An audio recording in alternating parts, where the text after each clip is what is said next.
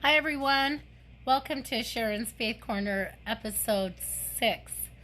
Um, Thank you for inviting me into your home and also sharing the experiences with me. And I hope by me sharing my experiences with you that they can help you, as turning to God has always helped me in times of great difficulty.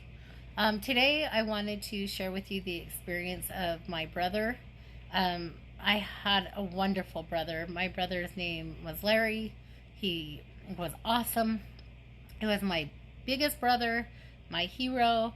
Um, he made us feel safe. I played sports with him, and we also snuck upstairs to go see what Santa had brought, and he was our world.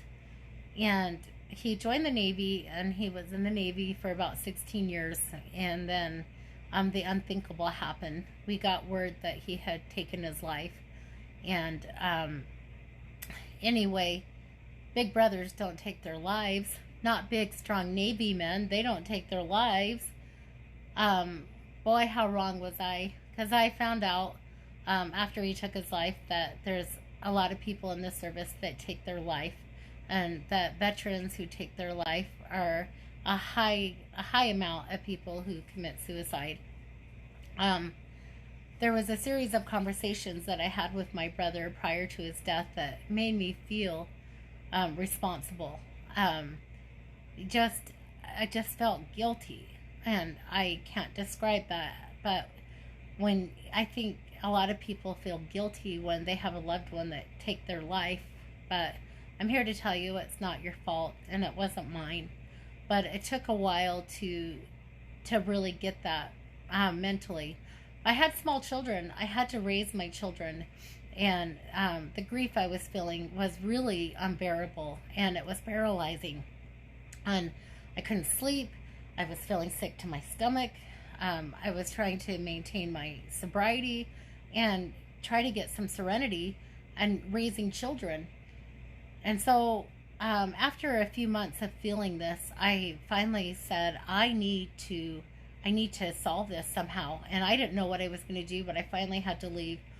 And I looked at my then husband, and I looked at my children, and I said, I'll be back, but I've got to take care of something. And so what I did is I went out to the cemetery.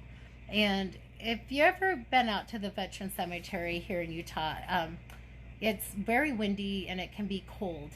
The day I was out there, there was pinwheels and flags on every grave. And anyway, this pinwheel was right on my brother's grave. And like I said, they were everywhere that day. But I slept on his grave for about an hour and a half. And then I finally woke up, and then I started screaming, like, how dare you do this? And I don't even know, are you okay? And and all the things that I was feeling and thinking. And when I asked, are you okay? That pinwheel stopped. I mean, just stopped. And then I thought, am I crazy? Well, I could have been crazy because I had been feeling crazy for the last few months.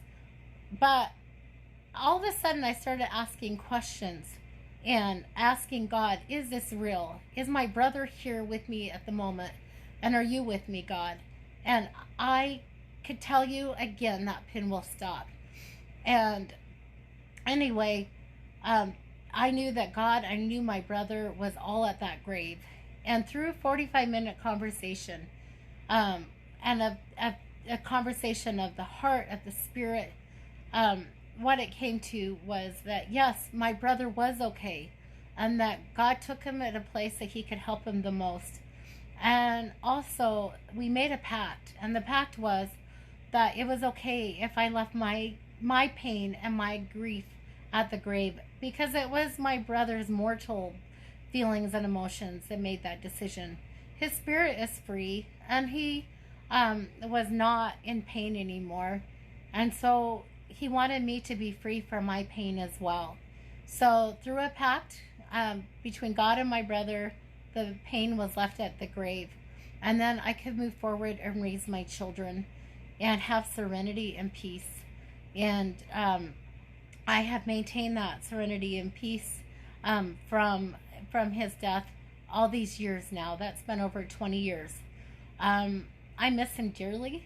He's still my hero, and I'm grateful every moment of my life that he is and got to be my brother in this life, and I can't wait to see him again.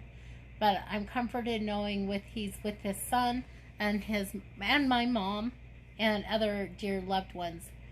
But I have undeniable faith that Heavenly Father visited me in my grief, and he visits you in yours, and he is showing signs every day that he is there. And one thing that was also significant to me at the cemetery that day is it wasn't just the pinwheels, but there were two birds hovering above this little tree, and it was like, I'm here, we're okay.